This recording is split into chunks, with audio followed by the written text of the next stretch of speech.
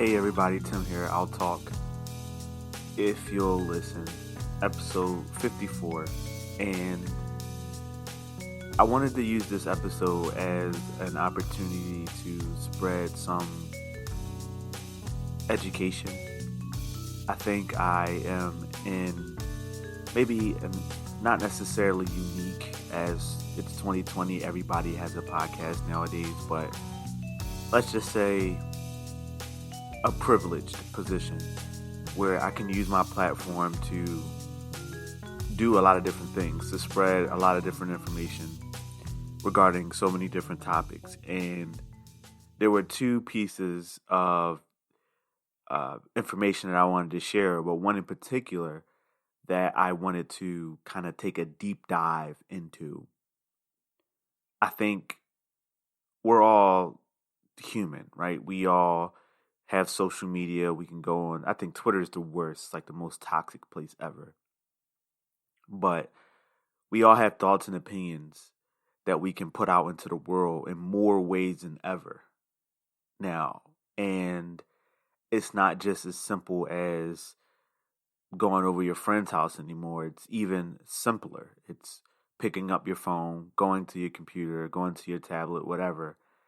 And in some cases, not even that, you could say something to a friend, and then that friend goes and puts something out into the universe.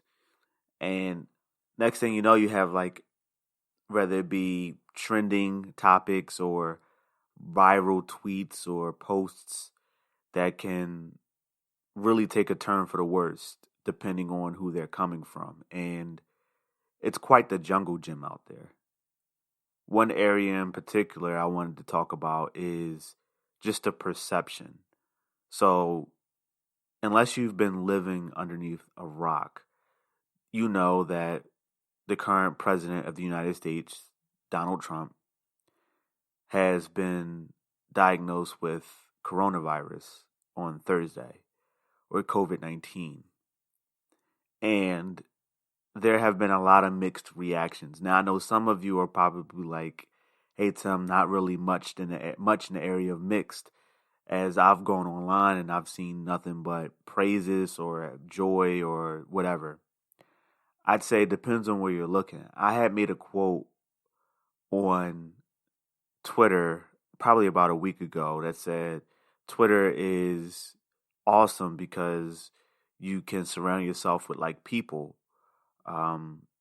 Twitter is also horrible because you can surround yourself with people, like-minded people. And it's a double-edged sword. The same thing that makes it great is the exact same thing that makes it horrible and so toxic. And without even realizing, we create this world, this fake perception of, or unrealistic perception, I should say, of what's going on around us because of how these social media algorithms work.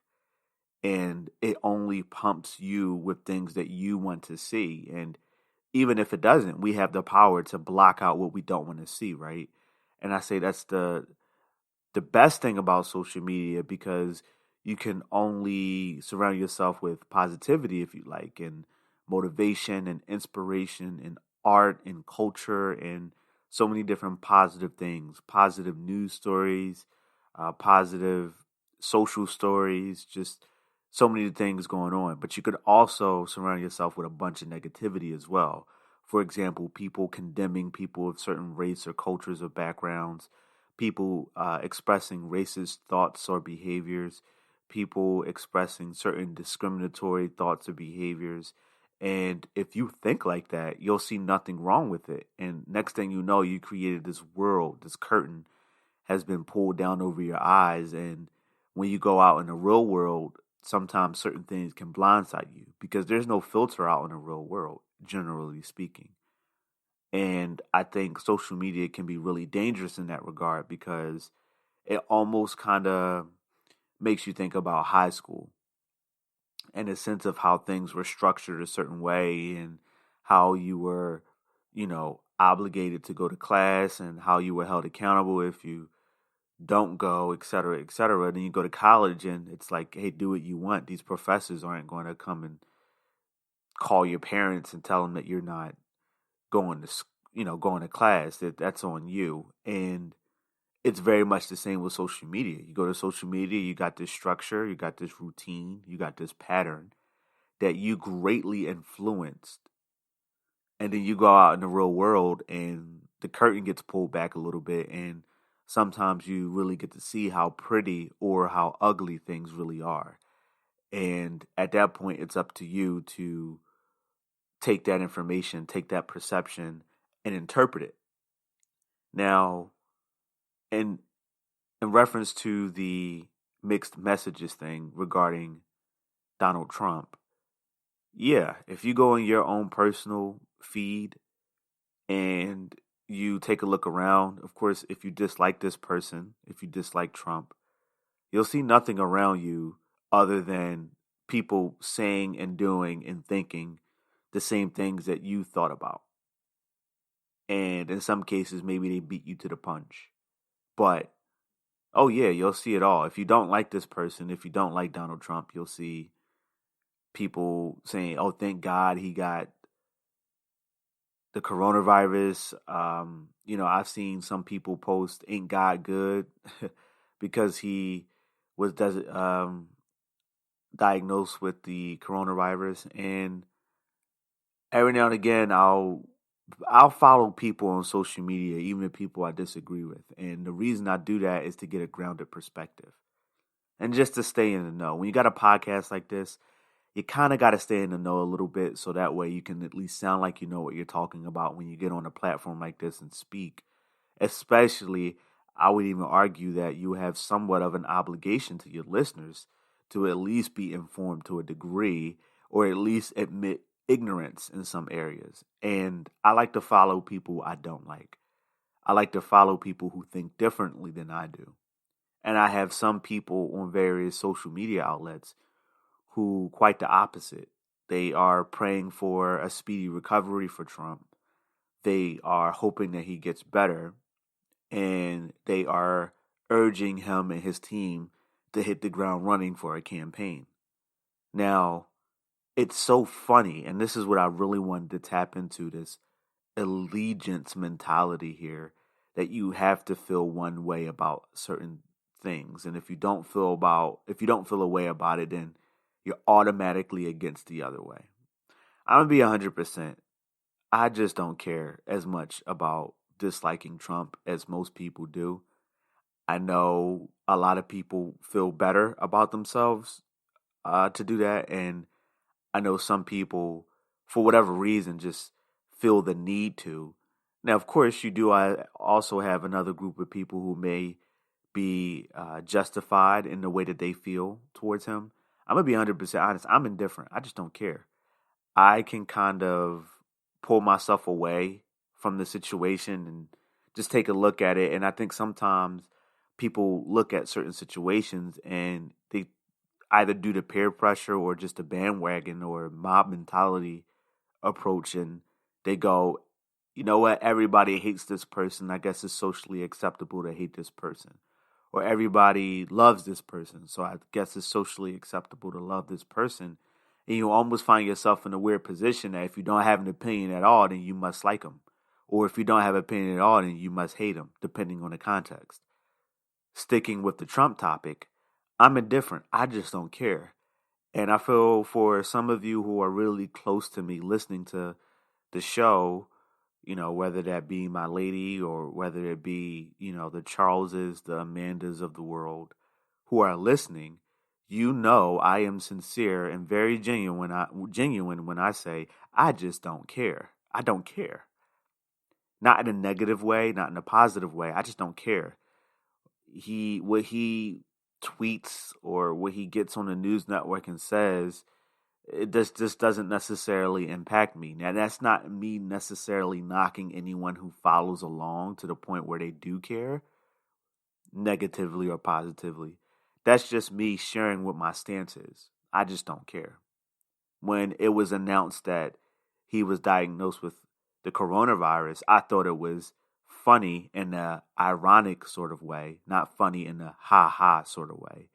Although the stand-up comedian lover in me does see a million different stand-up bits that could go into that news.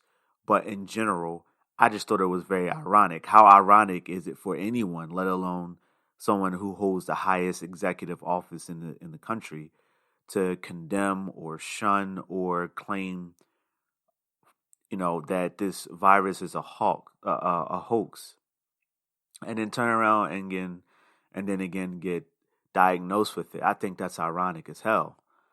I also think that it's a little convenient, and I'm just saying what a lot of you are probably thinking and may not be in a position to, or maybe too afraid or intimidated to say, but hell, I'm going to go ahead and say it.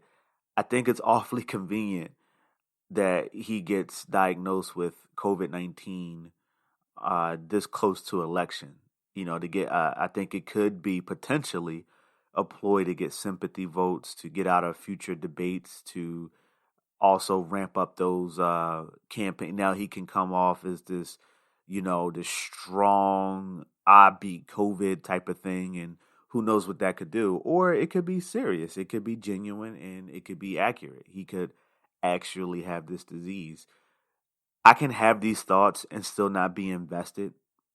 I can have these thoughts out of curiosities and just say, hey, I think this is what's happening right now. I mean, everybody has an opinion, right? And per the title of the podcast, I'll talk if you'll listen.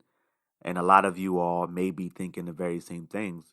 However, I just don't care. I don't care about him as a person. And again, I don't mean that in a negative way. I just don't care. I've been in situations where certain people kind of just want to talk about him. It's like he lives rent free in some people's heads. And I understand the media doesn't help, and his social media presence doesn't help, and news outlets in general, although that can be classified as media. But I'm even talking about sketches and skits and things that you see out there. They keep him relevant. And I know how easy it is to want to talk. I mean, hell, look, I'm talking about him now, right? But that said, I've been in situations where people want to bring him up, and I'm just kind of like, I don't care. Like, I want to be invested in this conversation. I really, really do. I just don't care. But I find myself in a really unique position because, again, as I alluded to at the top of the episode, when you don't have an opinion on someone, or if you don't share someone's hatred on someone, you automatically love that person. And they kind of look at you like, how can you not hate him? And of course, the answer is simple. I just don't care as much as you do. But when someone's coming from an emotional place and they're coming from an emotional thought process, or if they genuinely dislike what Trump represents in America, or in men, or in white people, or in the government, if Trump is the embodiment of what you dislike, then of course it's easier to dislike somebody like that. And I can understand and empathize with that sentiment. I just don't care. And I found myself, not outwardly, because the people who vent or voice their opinions about him to me would be none the wiser, because I keep my thoughts to myself. And of course, I'm a conversationalist at heart, so I know how to continue the conversation even when I don't have much stock in it. It's just what I do. Call it the gift of gab, if you will. But I find myself internally feeling, I just don't hate this guy as much as you do. Not because I love him. I just don't hate him. And I think two things can be true. You can dislike what someone represents. You can dislike what someone causes or incites. You can dislike what someone normalizes. But that doesn't necessarily mean you have to hate them. And this is for all of my people out there who are listening and they didn't cut the podcast off so far. Don't misinterpret my lack of caring or my indifference as love or compassion for Donald Trump. I quite literally do not care about him.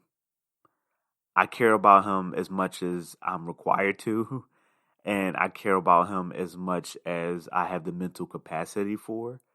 And I care about him when he has to be the topic of a show, of course. However, I just don't care about him. Now, that said, I want to key in on another thing that I saw on social media. I've seen a few people who stand by the moral standpoint of I will never wish death or harm towards anybody. And there are some people who are taking that stance due to religion. There are some people who are taking that stance due to their personal morals. And there are some people taking the stance for other reasons that maybe are just unknown at the moment. But I can understand being conflicted there. When you got somebody you don't like, you got somebody you don't care for, and you got somebody who represents everything that you hate about this world or this country or whatever, you got them sick. Now, what do? Do you feel appreciative because in a really weird way, you feel like a portion of that thing has now suffered like you've suffered, or a portion of that thing is now having to deal with the consequences just like you? You're a normal average person, and seeing this person who discounts everything and is very disrespectful and dismissive about several different things that matter to you specifically, he's impacted too. It kind of humanizes him a little bit. And it kind of satisfies that, see, it can happen to you too. Or, see, it is real. I can get that. But how do you feel when you have certain religious teachings or certain moral beliefs that have you in a place where you can't wish death or harm, and or you don't feel comfortable or feel right? You feel like a piece of you is corrupted when you are happy for someone else's pain, regardless of who that person is. At the end of the day, here's some advice for those of you who need it. If you can take the person away from it, if you can separate the person and just look at it, this is another human being who has gotten sick and could potentially die, I think you stick with your moral and your religious values and you stay the course. You pray for him, you wish him well, him and his family, and you keep it moving. You can be loyal or faithful to your morals or religion, and it doesn't necessarily mean that you love him now. Just like I cannot hate him and doesn't mean that I love him. You can pray for him because your God wants you to do that. You can wish him well because your life code, call it morality, helps you, permits you to do that. And also not love the guy and continue to dislike him. Two things can be true. One of my favorite phrases or quotes or sayings of all time. And it also applies to this situation. So don't feel bad. Now, for the people who can't separate the person from the situation, I would just ask yourself to look inside of yourself to why can't you? And I think there's something internal that maybe you need to take a look at, so that may help you in the future when it comes to similar situations. It's not the easy situations that define us, it's the hard ones. So, one last thing I want to talk about this whole topic, and then I want to move on to Breonna Taylor, is it's so funny going back to the whole perception discussion. What we see on social media is what we believe to be the case. For example, Joe Biden, who is also running for president, if you didn't know, tweeted that he is wishing Trump and his family well. If you go on his post, if you go on that like thread and take a look, there are people who are condemning Trump and saying, no, don't wish him well, or you're a better man than me, or you got class because I wouldn't do that, blah, blah, blah, blah, blah. So if you let that be your perception, then that means, as far as you know, everybody is happy that Trump has been diagnosed with COVID. Trump posted something too along the lines of, I'm recovering and things are going well, something like that. If you go on that post, tons, hundreds, literally hundreds of thousands of people are wishing him well, hoping for a speedy recovery, and condemning Joe Biden. So it just goes to show you that perception is reality. If your timeline consists of people, whether you know these people or not, whether they be celebrities or athletes or even friends and peers, if your timeline is filled with these people who say screw Trump, your perception is everybody feels this way. If your timeline is filled with people who are wishing him well, your perception is also that everyone feels this way. Me personally, I cannot care about somebody and literally give two pieces of crap if something happens to them, but at the same time not wish death on them. I would never hope for someone to die unless it's a extreme circumstance. I'm sure we all have very vivid and dramatic imaginations. I'm sure we can all think up or conjure up some thoughts or scenarios in which case we would wish death on somebody. I don't know, like if someone had a gun to my head in my family, then yes, I wish that person in the moment anyway, I wish they died so I wouldn't have to deal with that and my family and loved ones would remain safe. But in general, as I sit behind this microphone right now, I can't imagine me wishing death on anybody. And that's not me condemning anybody who can. I'm not in your head. I don't know what you went through. I don't know your life story that brought you there. But I will tell you that it does take a certain mentality to have a complete disregard for human life. I will say that. And I'll stand by that. I want to give you an update on some new information that came out. I want to say it was October 2nd regarding Breonna Taylor. So bear with me, stick through the break, and I'll be right back.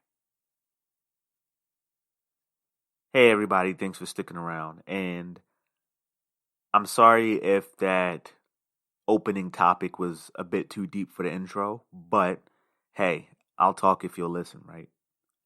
Moving on to Breonna Taylor and some news that came out that has been very interesting. Now, I've been following along as has the entire world with the Breonna Taylor story and headline and topic, and I haven't been maybe as close as most people, but I've been keeping an eye out for certain updates and maybe something that's trending just to see what's going on. And something interesting popped up across my desk, so to speak, and I wanted to just bring it to everyone's attention because had I not deliberately searched for this, I would not have even known about it. So I would like to give you all the heads up. And of course, as I've said dozens of times, this may be your first stop for information, but it should never be your last.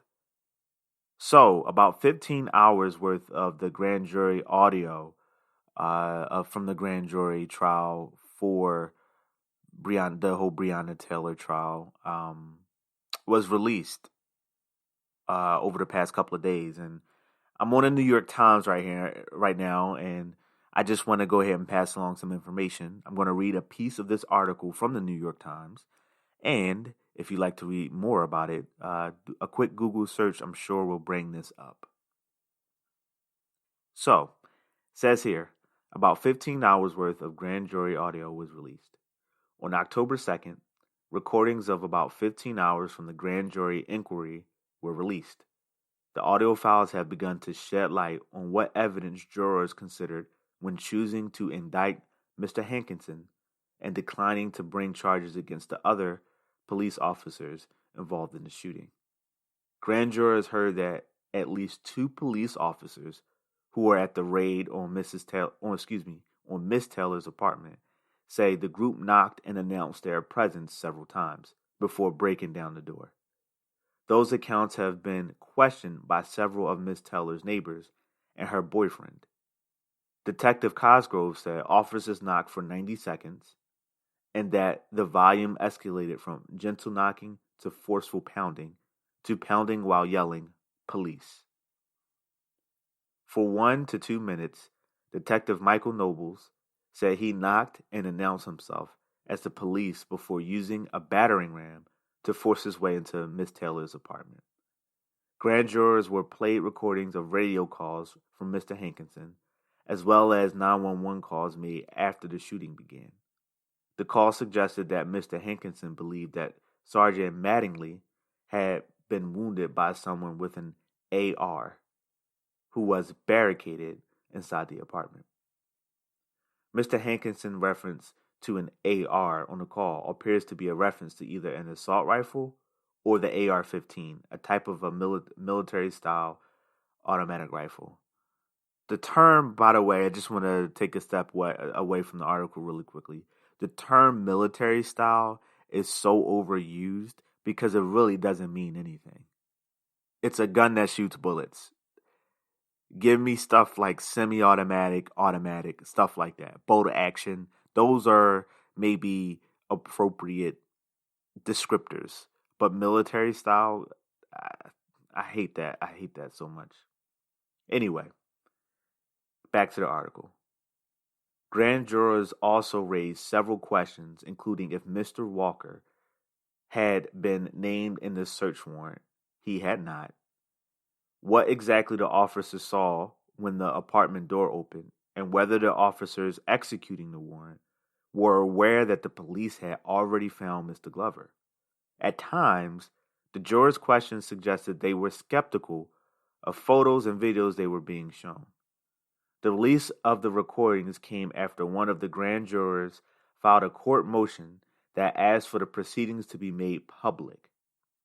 The juror also accused Kentucky's Attorney General, Daniel Cameron, of using the jurors as a shield to deflect accountability and responsibility. Mr. Cameron has insisted that jurors were given all of the evidence. So that's very interesting. There's way more to this article. I actually scrolled probably about 2/3 of the way down to even get to that piece. I do encourage you to go read the whole thing. If you're not a fan of New York Times, I'm sure you can find it on some other website or publication. But I wanted to bring that to everyone's attention. One piece that really jumps out to me about this article in particular is that one of the jurors stated that the Attorney General is using the jurors as a shield for accountability. And I get that, and I can understand why that would make somebody upset. Hell yeah, if I'm brought in to do my civic duty as a juror, and you're giving me tainted evidence or evidence that may suggest or sway my opinion in a certain way, just so I can come out and say, hey, the grand jury finds this person guilty or not guilty, you as the Attorney General can go up. It wasn't my decision. I didn't have anything to do with it. It was all the grand jury. It was all the grand jury. It was a jury of our peers, etc., etc. So I can understand wanting to explore that talking point. I can understand wanting to exploit that narrative, and it is very interesting. So, just a little minor update for those of you who are plugged into the Breonna Taylor incident. I believe the decision was made on September 22nd, and I know a lot of people were emotionally and physically uncomfortable at the decision. A lot of people were very upset. I've seen online, of course, you got to take this with a grain of salt, but I've seen online people even calling out from work because they were just so frustrated, disappointed, deflated, the whole nine. I had watched the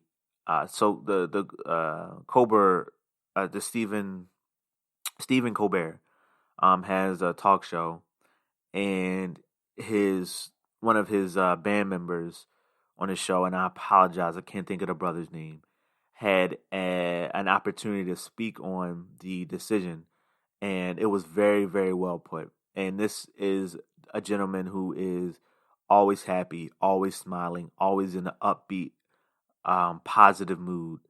And just to see his demeanor, he just seems so deflated. It was very powerful for me personally, and I encourage you all to go listen to it because he has some very compassionate words, very powerful words, and it touched me in a way that I don't think anything that I've seen up until this point touched me. So definitely worth checking out. I saw it personally on why can't I think of Stephen Colbert's show right now? But I think it's called The Late Show. I saw it on their Instagram page. So I'm sure if you go and look at their Instagram page, you'll find the video. Really good stuff. Really good stuff. I'm going to take one more small break, and then I'm going to wrap it up with an idea that I'm toying around with that I want to bring to everyone's attention, and something that's been bugging me since my American history class in the high school about the Electoral College. I'll be back right after this. Hey everybody, welcome back. So, the Electoral College, what the hell is it? Now, I want to give you a little context here and why I'm bringing this up, and then I'm going to dive right into the article. And I'm going to let you all go. I'm going to give you some of your time back after I share some future plans for my hobby, which is the show and connecting with you all. So I never really quite understood the Electoral College, and when something really isn't thoroughly explained, or when something doesn't make sense in the first place, trying to make sense of it can be really difficult or really challenging. And I've talked about this a few times in the past. As an adult, there are a lot of things that you aren't taught, or at least you may not have been taught in an effective or efficient way. And you get to a point where, as an adult, you kind of get to this point where you're kind of just expected to know how certain things work. You're expected to know how medical insurance and dental insurance and life insurance works. You're expected to know how to schedule a doctor's appointment and take out an insurance policy that fits your needs. You're expected to just know what a 401k is and how it works. And there are a lot of different things that you are just expected to know. And one of those things pertains to the government in the country of which we live. We're just expected to know these different things on how government works, how voting works, and things like that. I'm going to give you all the benefit of the doubt, and I am going to guess that maybe you went through a similar path as I did, and maybe you don't know what the heck the Electoral College is either.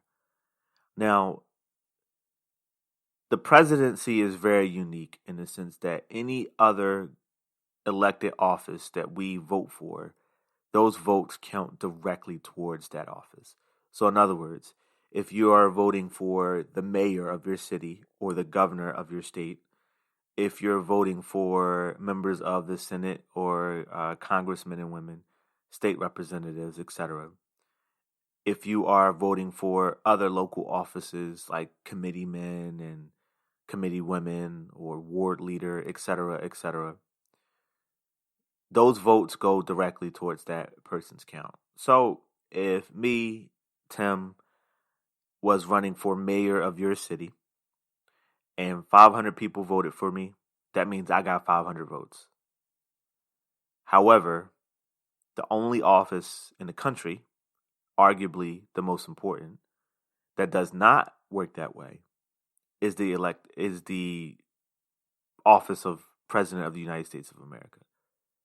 Now, there's a little history as to why that was the case, and I want to give you all an opportunity to look that up. Initially, it was to try to be fair to some of the states that didn't really have as much as huge of a population, and then some things got muddled along the way, especially in the mid 1960s.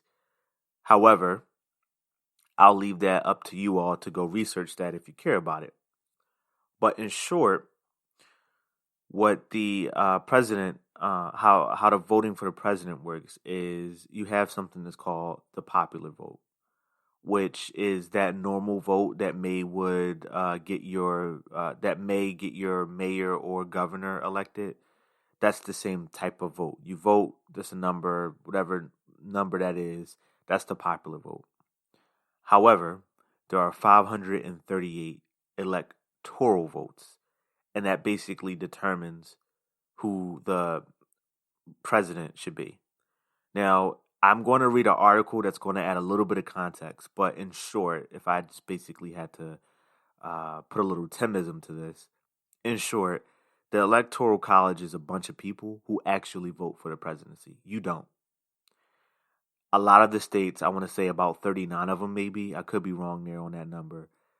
What happens is, if I was a part of the member of Electoral College, when you vote on November 3rd, I'm in Pennsylvania, so I'm going to use Pennsylvania as an example.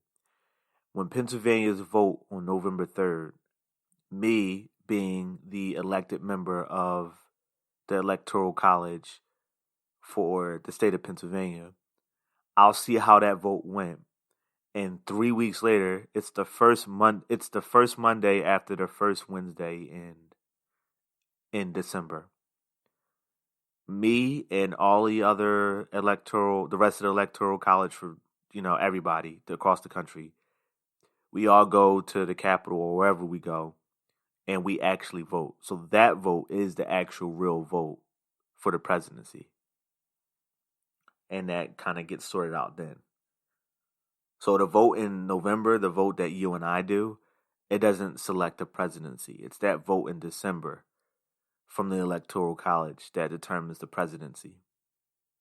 So I'm going to go ahead and read this article, and it's from howstuffworks.com. And it's not that long of a read, so just bear with me.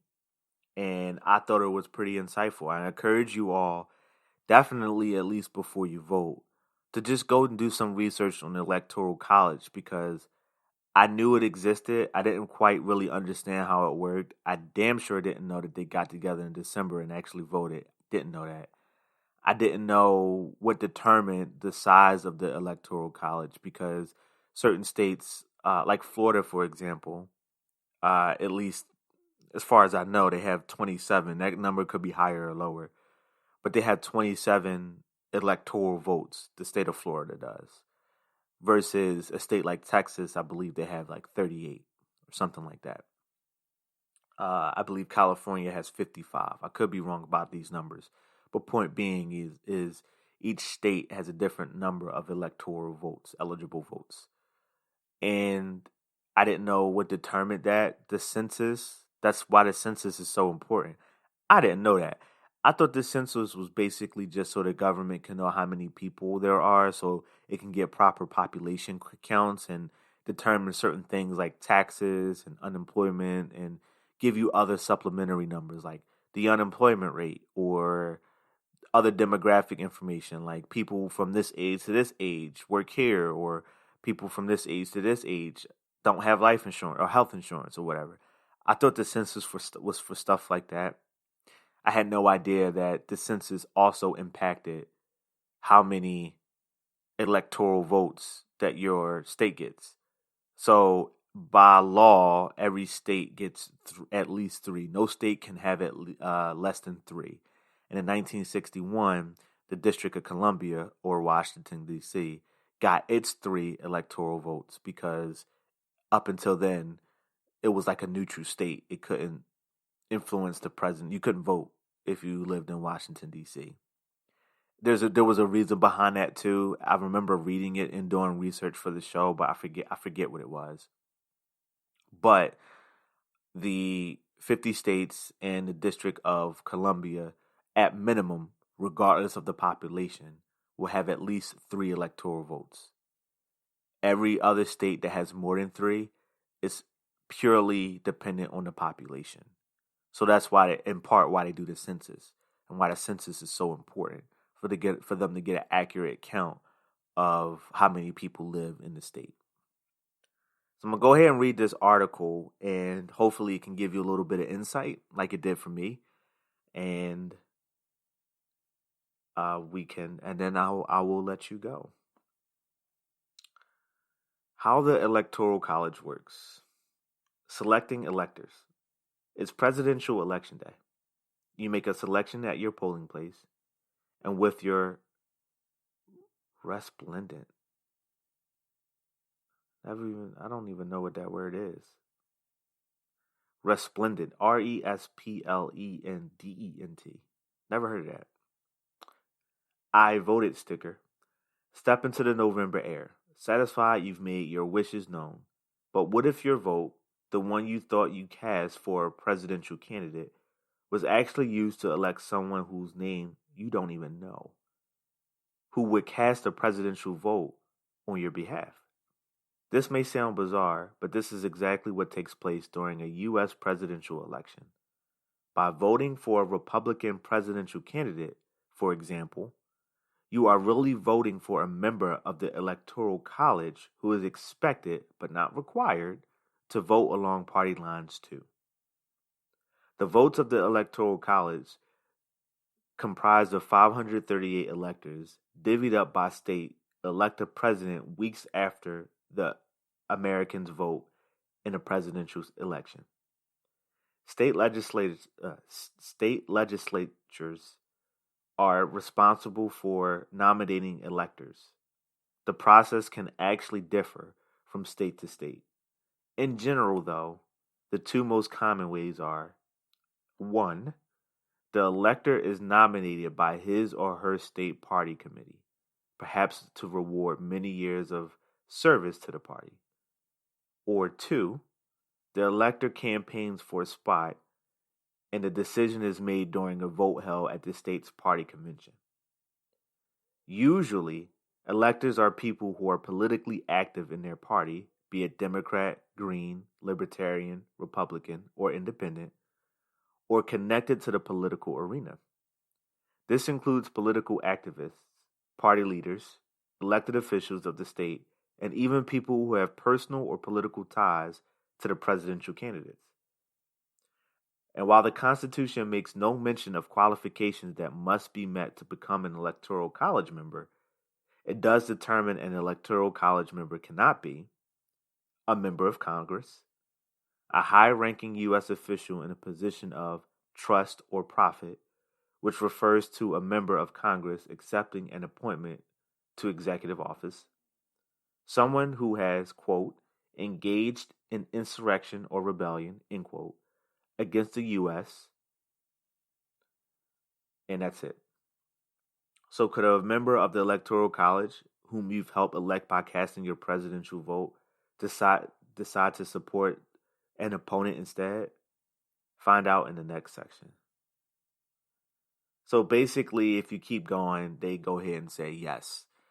So it's a pretty good article. I highly recommend you take a look at it. And again, it's on How Stuff Works.